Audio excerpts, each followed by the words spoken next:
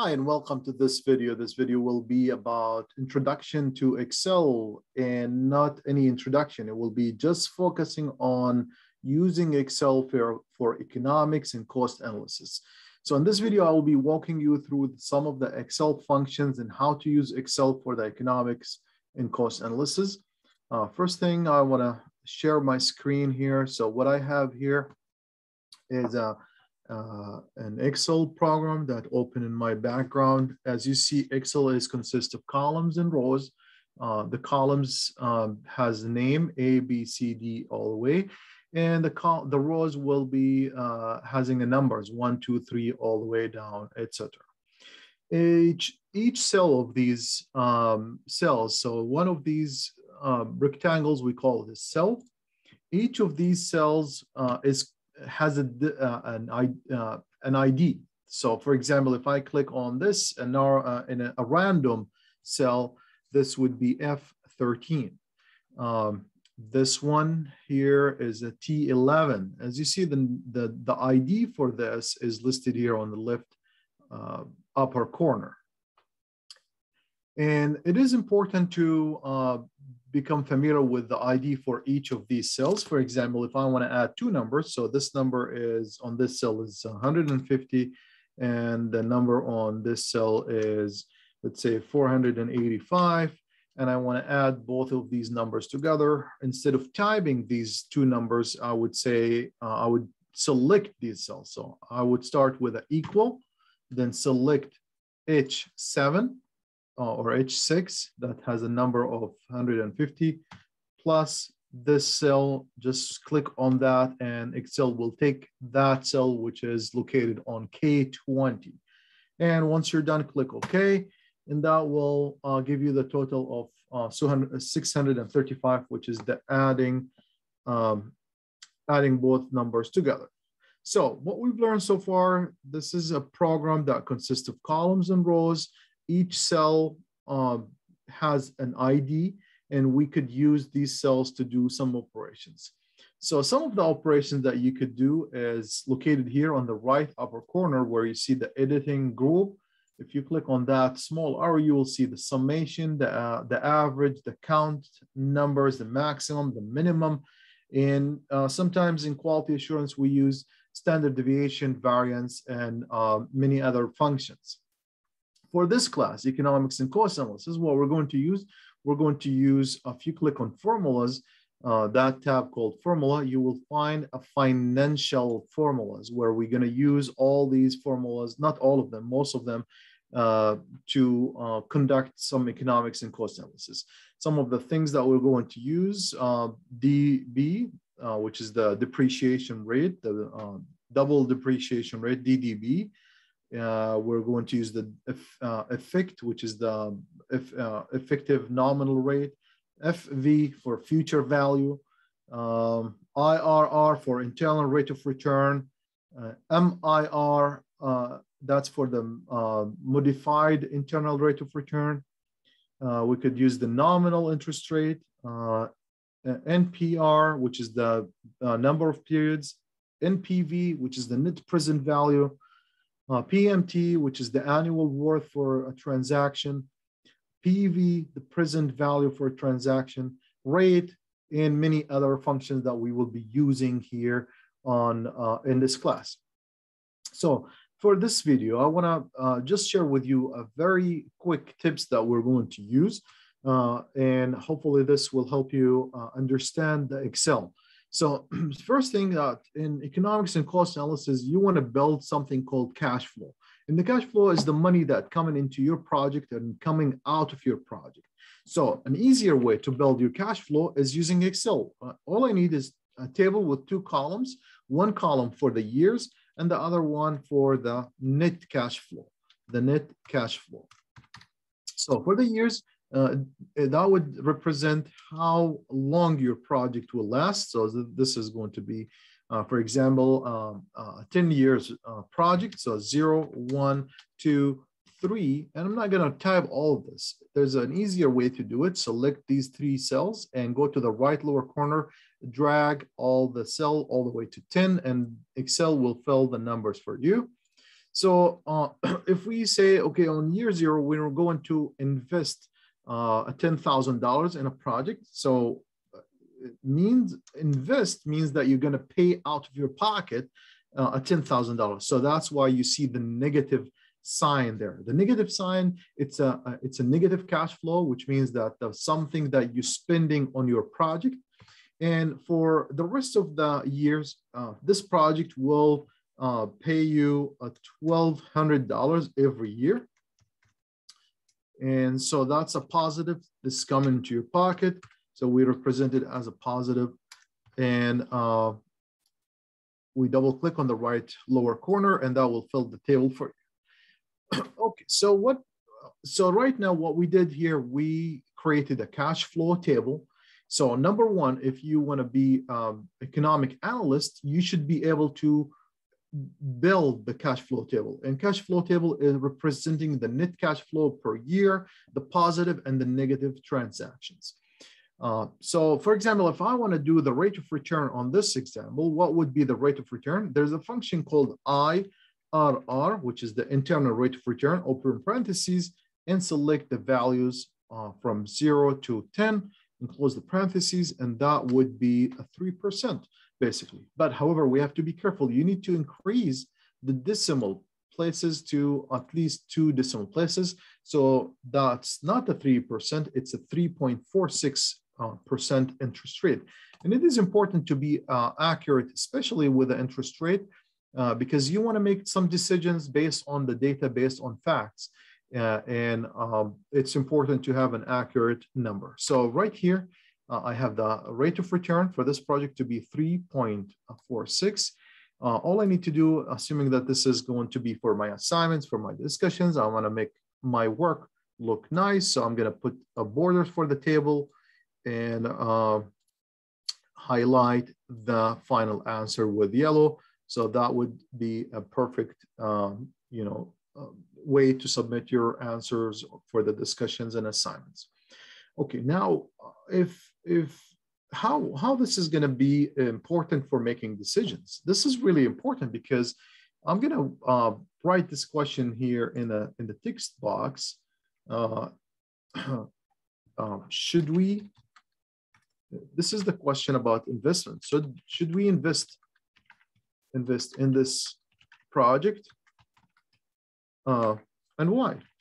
So one thing is to do the economic analysis. Another thing is to justify your answer, how your answer will be justified. So we're going to make this decision if whether should we invest in this project or not. What do you guys think? So it depends. There are multiple factors that we should consider before we make this decision. First of all, we need to think about what alternatives do we have? Is that the only option we have? Do we have other alternatives? And remember that if you go to the end of chapter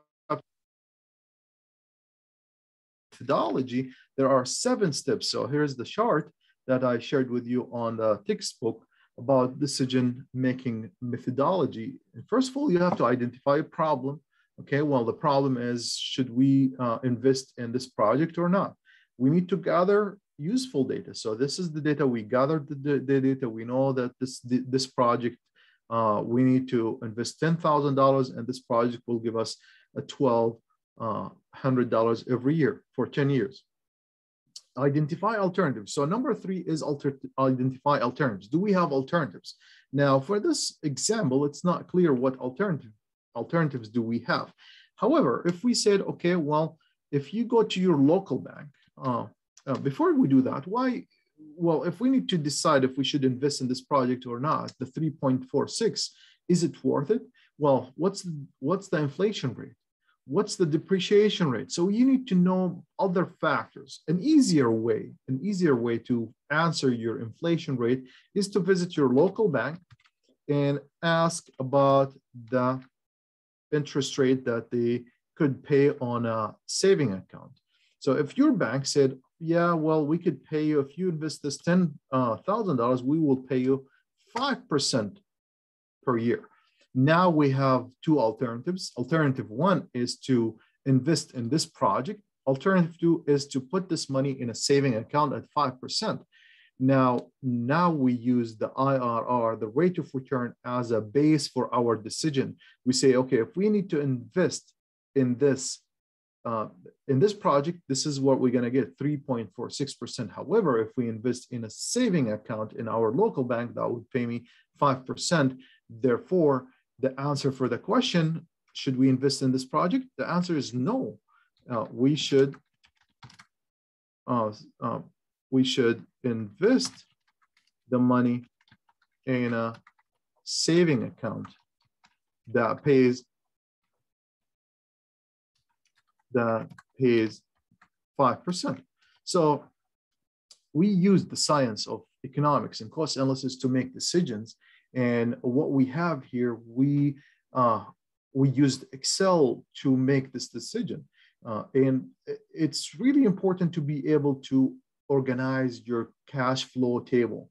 Number one skill that you want to learn in this class is how would you organize your cash flow table? What's the negative cash flow? What's the positive cash flow? And based on that, you could make any operation you want to make your decision, to make this financial decision. So if we talk to the bank and the bank said, no, this we pay only 3% for a saving account for this amount, then in this case, you should invest in a project. So here's one example. Another example would be using another function called rate. If you type equal and rate, and now you will see, this is the nice thing about Excel, will show you what parameter that you should consider. So as you see here in my screen, the first parameter you should consider is number of periods. And in this example is 10. And then what you need to do, add a comma to move on to the next parameter, which is the PMT. The PMT is if you're paying anything annual, and we don't have anything here that we, actually, yeah, we are getting 1,200. Actually, we're getting 1,200. We're not paying, but we're receiving this payment every year of a positive 1,200. Now, the PV parameter would be the present value, the principal. In here, we have a 10,000, a negative. Make sure to put a negative 10,000, showing that this is a negative cash flow. And the rest of the parameters are optionals. You don't have to mess with it or deal with it or type anything. Just close the parentheses and click on enter. And that should give you the same answer as we calculated earlier, 3.46% as a rate of return. So now what we've learned there's two ways for doing it. One is using the cash flow table and using the IRR, and the other one is the rate. Again, this is just an advanced topic. We're going to cover this in more details in chapter 3. And I want you to be familiar with Excel and some of the financial functions that we will be using and how we could use this analysis to make financial decisions. And just a quick example that I give it to you here is to have a 10,000 invested in a project. Another example that I want to give with you. So I'm going to click on the plus sign here, which we're going to open a new sheet, sheet 2. I'm going to create another table for a cash flow table or a cash flow diagram. So this is the first column is for the year, and the second column for the cash flow. And let's see, we have a project for 3, 4, 5 years. We're going to do 5-year project. This time, we're going to borrow some money from the bank to invest it in a project. Okay, so we're going to borrow $5,000. So we're borrowing the $5,000. So it is a positive transaction coming into your pocket. You're not paying out of your pocket, so it should be positive. So you have the 5,000 in your hand right now. And what you need to do, you need to pay this amount over a 5 years period. For the first year, you're going to pay 1,500, and second year would be 1,500. Same thing for the rest of the years. Now, let's find out what would be the rate of return here. Well, we don't call it a rate of return because this is borrowing from the bank. So we call it interest rate. So there's a different perspective. Now, if you're investing in a project and the project will give you some money back, then that would be a rate of return. However, if you're borrowing some money from a bank and you have to pay this money back, it's called an interest rate. So for this example, if we do the IRR function and select the values, that would give you a rate or interest rate of 15%. So this bank is charging you 15% per year. And now how this is important to make a decision? Well, how about if we go visit with another bank? The other bank said, okay, well, we're going to give you this $5,000 that you want. However, you're not gonna pay the $1,500 every year. And on the first year, you have to pay $2,000. And the second year would be $1,800. Third year would be $1,600. And of course, because you're paying, these should be negative transaction, negative cash flow. And the fourth year would be $1,400. And for year 5, just pay me $1,000 and you will be done with your loan. Okay, well, this is kind of confusing here. We need to use the economics and cost analysis to make this decision. Should we go with bank 1? So this is bank 1 here. This is, as you see in my screen, this is bank 1. And here is bank 2. Okay, so we need to make this decision which bank to go with. So the first thing you want to do is find out what would be the interest rate that they will be charging. And we found that bank 1 will charge 15%. Let's see what the interest rate that bank 2 will charge. And that would be 19.18%, which basically more expensive than bank 1. So therefore, this is where the economics cost analysis will give you the power of these tools, the power of these economics analysis operations that we've done to make a decision based on data. So this data is saying that bank 1 is cheaper because they're going to charge 15%. However, bank 2 will charge me 19% per year. Therefore, I should go with bank 1 as the best option for me. And bank 2 should not be an option, should be in red here. Okay, so these are just a few examples that we could use to calculate the economics cost analysis, to do the analysis and to make decisions. One last example that I'm going to give you here. If you want to become a millionaire in 30 years, so what you need $1 million. 1, 2, 3, 1, 2, 3. These are 6 zeros. When do you need them? You need them in 30 years. You know that the interest rate for your local bank is 10%, for example. How much you should invest now to become a millionaire in 30 years? So as you see, I'm organizing my answers here. I'm organizing my data that would be easier for me to read. So I'm going to say this is the present value. This is $1 million. So I'm going to select this 1 million and use the dollar sign. And this is 30 is the years, 30 years. And the interest rate would be 10%. So what I'm trying to find, so the $1 million, I need them in the future. So that would be the future value. What I need to do is I need to find how much I should invest now, the present value of this amount to become a millionaire in 30 years. So the function that you could use is it's called PV, present value, open parentheses, and follow the directions that given to you through this small text box that given to you by Excel. So the first parameter that you want to do is 10%. And for the interest rate, you could do 10%, or you could do a decimal 0.1. Number of periods, that would be 30. I'm going to select actually these cells instead of typing out. So the first one is 10%, which is I5, then comma.